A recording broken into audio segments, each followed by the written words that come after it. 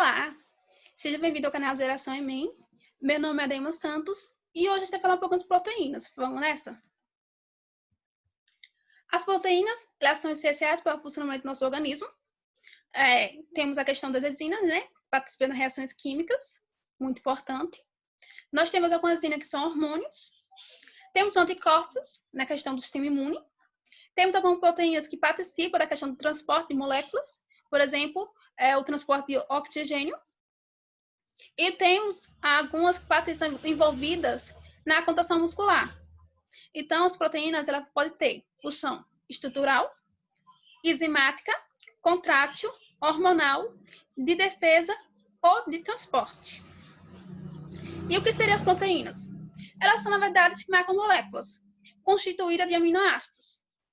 Por isso que você diz que ela é um polímero de aminoácido, ok? Em relação aos vegetais, eles têm a capacidade de produzir, de fabricar todos os aminoácidos que eles necessitam. Isso através de cadeias de carbono, que ele consegue na glicose, que ele conseguiu através do processo de fotossíntese, e através de sais, de átomos de nitrogênio contados nos sais de minerais, que eles conseguem no ambiente. Os animais, ele possui a capacidade de produzir aminoácidos, um tipo de aminoácido, a partir de outro aminoácido. Todavia, existem aminoácidos essenciais, que o ser humano ele precisa estar ingerindo na quantidade necessária, porque o organismo não é capaz de produzir ele, de pegar um aminoácido e transformar ele, enfim, em produzir aminoácidos, aquele tipo de aminoácidos, na quantidade necessária. Aí você precisa estar ingerindo. Existem 20 tipos de aminoácidos conhecidos, que vão se organizar de diversas maneiras e constituir as mais diversas proteínas que existem, né? Como sabe, existem muitas proteínas. Quanto à estrutura, ela pode ser primária, secundária, terciária ou quaternária. Vamos aqui exemplificar o primeiro. Você tem uma estrutura primária. Observe que é como se fosse um colar de pérolas, tá vendo? A estrutura é bem simples. Você vai ter vários aminoácidos unidos uns aos outros através de ligação peptídica. Observe aqui. A união entre aminoácidos dá através da carboxila de um aminoácido com o grupo amina do outro aminoácido. E aí vai um juntando ao outro, formando essa cadeia aqui. Ok? Isso aqui é a estrutura primária.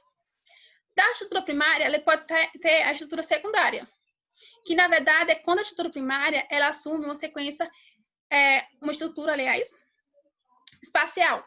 Pode ser alfa a hélice, observa aqui, uma estrutura espiral, alfa hélice, ou um beta preguiado, observa aqui, como se fosse uma folha dobrada, tá vendo? Ok? E o que é que mantém essa estrutura aqui? São ligações de hidrogênio. Essas ligações de hidrogênio mantêm essa estrutura em espiral, aliás. Ok? E aí, essa estrutura aqui, ela pode assumir a forma terciária. Como seria? Essa estrutura aqui, ela seria o enrolamento, né? Ocorreria maior, né?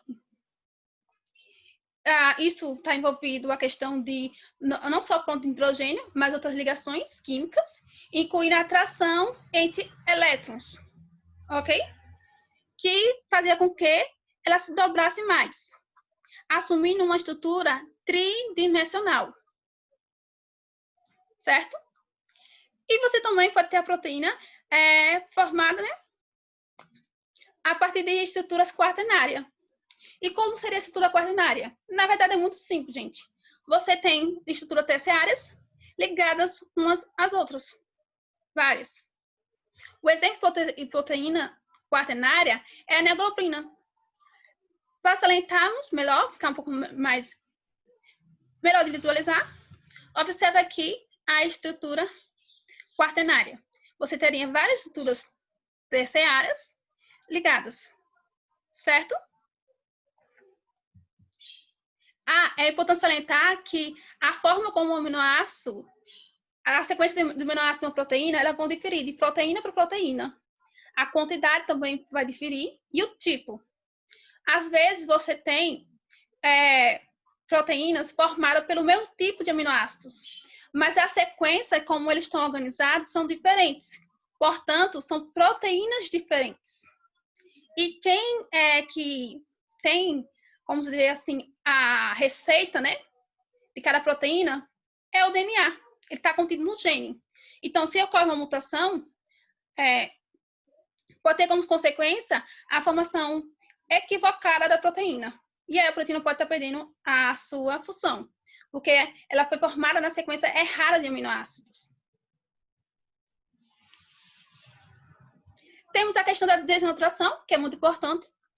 E a desnaturação, aliás, ela pode ocorrer devido a calor, ao pH, alterações do pH, né? Ou devido a substâncias químicas, ok? Também existem outros fatores envolvidos. Pode ter, né? Mas a ligação, o que importa destacar é o que vai acontecer. Vai quebrar as ligações que mantém aquela estrutura secundária ou terciária. E como resultado, ela vai perder a estrutura espacial. E também pode ter perdendo as suas propriedades. Por exemplo, ela pode perder a função dela. Aqui, para exemplificar melhor, você tem uma estrutura e você observa que ela está ligada, como eu expliquei anteriormente, né? Tem ligações químicas que faz com que ela mantenha essa estrutura. Só que o que pode acontecer?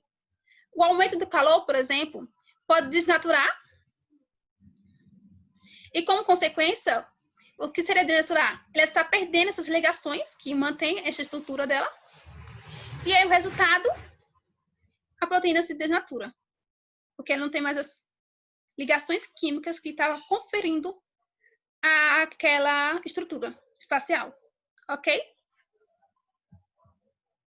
Por exemplo, nós temos o caso do ovo. Você já reparou, todo mundo reparou, que quando o ovo está cru, a cara tem uma constância. E quando ela está cozida, o ovo, né, ele tem outra textura, aliás. Textura. Então, na cara existe uma proteína chamada albumina. E o que acontece? Quando você cozinha ela desnatura, assumindo outra textura. Ok? É importante falar que aqui, no caso, é irreversível, né? Essa desnaturação. Mas tem alguns casos que pode ocorrer a desnaturação pode, por exemplo, temos temos algumas toxinas bacterianas que, ao ser fervida, ela desnatura. Mas depois que volta a resfriar, ela volta à sua conformidade anterior. Ou seja, volta a estar aquelas ligações, aquela estrutura anterior espacial. Renaturação. Alguns casos, ok, gente? Nós temos também essa desnaturação, né? Você pode estar utilizando ela para fim de esterilização de utensílios e alimentos. Porque alguns micro-organismos, você pode estar usando essa técnica, porque você pode estar desnaturando as proteínas daqueles micro-organismos e fazendo com que eles morram. Porque elas vão perder a função delas, essas proteínas. Ok? E é questão das febres muito altas. É importante salientar que quando a febre é muito alta é um pouco perigoso, aliás, muito perigoso, porque o que pode acontecer? Você pode ocorrer a inativação, desnaturação e, portanto, a inativação de proteínas do sistema nervoso. E a pessoa pode vir a óbito. Por isso é um pouco perigoso, tá bom? Temos a questão da exina, a gente não pode deixar de não falar, a gente tem que comentar sobre as exinas, que quase todas as exinas, elas são proteínas, ok? E ela funciona como catalisador, ou seja, ela vai diminuir a quantidade de energia necessária de ativação para que inicie, desencadeie uma reação química. Ok? Assim, a reação vai ocorrer mais rápida, aquela reação que vai ocorrer de forma mais rápida, velocidade, e com uma temperatura compatível com a vida. Tem a questão do sítio e substrato de ligação. Observe aqui. O sítio e o substrato de ligação é melhor observar para entender melhor. Você observa que nós temos a resina e que aqui nós temos o sítio citativo, que é o local onde o substrato, o reagente, ele consegue se encaixar. É aquele famoso sistema de chave e fechadura que a gente já ouviu falar. Ok? Você deve ter ouvido falar. Imagino, né? Então, você tem aqui uma resina. E aqui nós temos um substrato. Ela vai se ligar na resina, esse substrato, no local do sítio, no sítio ativo. Vai ocorrer a reação, né? A molécula de substrato liga-se ao sítio ativo. A reação ocorre e as moléculas produzidas são liberadas. É importante salientar que no final do processo, como você pode observar aqui, a resina, ela manteve sua conformidade. Ela manteve sua estrutura, podendo, então, ser utilizada, participar de outras reações. É importante salientar como é um sistema de chave e fechadura, existe para cada tipo de substrato, vai existir um tipo de resina específica, ok? Como eu falei, ela permanece inalterada e são específicas. É importante agora falar um pouco das concentrações. Alterações na concentração da resina, na concentração do substrato, na temperatura ou no pH, entre outras, elas podem alterar a velocidade com que a reação enzimática ocorre. Vamos salientar a questão do substrato. Observe aqui. Você tem, aqui nós temos uma concentração do substrato aumentando, e aqui nós temos a velocidade de reação, aumentando. Observe que, ao chegar um momento de determinada concentração do substrato, vai ter uma constância na velocidade, não vai? Ok? Isso ocorre por quê? Porque, enquanto vai aumentando a concentração do substrato, enquanto tiver resina suficiente para se ligar a eles, para todo aquele processo que expliquei anteriormente, a velocidade vai aumentando. Todavia, vai chegar um momento que todas as resinas vão estar, entre aspas, gente, ocupadas. Ou seja, não adianta mais você aumentar a concentração do substrato, porque as resinas estão ocupadas. Ok? Por isso, você vai observar essa constância aqui na velocidade. Ela atingiu uma velocidade máxima. Também pode ocorrer devido à temperatura. A temperatura, gente, é muito importante. Daquele processo que eu expliquei na instante de desnaturação. Ok? Que algumas reações químicas, ela pode ocorrer mais rápido devido à temperatura, ao aumento da temperatura. Todavia, no caso como reação enzimática, esse aumento da temperatura pode ser muito negativo. Eu vou mostrar aqui para você outro gráfico, nesse caso, em relação à temperatura, e eu quero que você observe. Aqui nós temos, vai aumentando a temperatura, né? E aqui vai aumentando a velocidade. Então, a velocidade inicial aumenta, observe, mas chega em determinado ponto que, após atingir a velocidade máxima, se a temperatura continuar aumentando, a velocidade vai diminuir e a reação, caso essa temperatura continue aumentando, vai cessar. Isso porque vai ocorrer a desnaturação da resina. Ok? E quando ocorre essa desnaturação da resina, esse sistema aqui, entre aspas, de chave e fechadura, que é como é conhecido, não vai funcionar muito bem. Por quê? A resina ela vai perder o sítio dela ativo, né? Vai perder seu formato inicial, que permitiu o encaixe do substrato. E aí o substrato não vai conseguir encaixar e aí a reação não vai acontecer.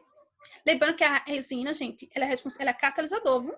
Ela aumenta a velocidade, ela diminui, aliás, diminui a quantidade de energia necessária para iniciar uma reação. Ok? Nós temos aqui a questão da velocidade, né? E também a questão do pH, gente. O pH é importante salientar que, como eu falei anteriormente, o pH é um dos fatores que podem ocasionar a desnaturação de uma proteína. Nesse caso aqui, vamos salientar a questão do pH, porque existe o pH ótimo para cada tipo de proteína. Ok? Por exemplo, se eu observar aqui que a pepsina, o pH dela é ótimo para a sua ação enzimática, né? É o pH em torno de 2, é um pH alcalino, né? Aliás, desculpa, ácido, né? Enquanto você vai observar aqui que a tripsina, o pH ótimo para ocorrer sua reação, né? Sua função enzimática, é diferente da pepsina. Ela é em torno de 8, de 6, 7. Ok? Então, vai mudando um pouco a questão do pH. Vamos dizer assim, que a depender que cada resina tem um pH ótimo diferente. Você não pode dizer que todas, por exemplo, vai ser ótimo, vai ter um pH ótimo no 6. Não. E esse pH ótimo vai influenciar na questão da velocidade da reação, porque a reação química ocorre. Por fim, eu quero salientar que sempre que ficar com preguiça de estudar, lembre-se que o estudo é a estrada que levará você a onde deseja chegar. É autor desconhecido. E obrigada. Assista as outras videoaulas no canal, gente.